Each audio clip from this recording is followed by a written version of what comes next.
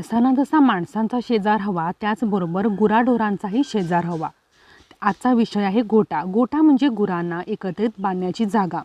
गुराढोरांचे व माणसाचे अतूट नाते हे आजही आहे. पूर्वी लाकडाचा व गवताचे छप्पर असलेला गोठा शिवला जात असे. पाडव्याला वासरांची मनोभावे पूजा करतात. गुरेढोरे ही लोक माणसांचे जगण्याचे साधन होते. पूर्वी गोठा बांधण्यासाठी मुहूर्त मेढ रोवून ती पूजली जात असे आणि ते सुद्धा दसरा व दिवाळी हे निमित्त साधूनच. गोठा हा नेहमी घराशेजारी असायचा, जेणेकरून त्यांची काळजी घेतली जात असे. आता सिमेंटचे व पत्र्याचे गोठे बांधले जातात. गुरांना वासरांना बांधण्याचे दावे हे अगोदरच बांधतात आणि गोठ्यासमोर हे खळ असते, जिथे सुपारी, काजू आणि मिरी, लाकडे ही वाळत ठेवली जातात.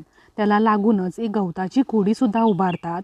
तिथे भात कापणीनंतर पिकलेल्या भाताच्या पेंड्या एकत्रित करून त्या गोलाकार रचनेने ठेवतात आणि हा गुरांचा खुराक असतो.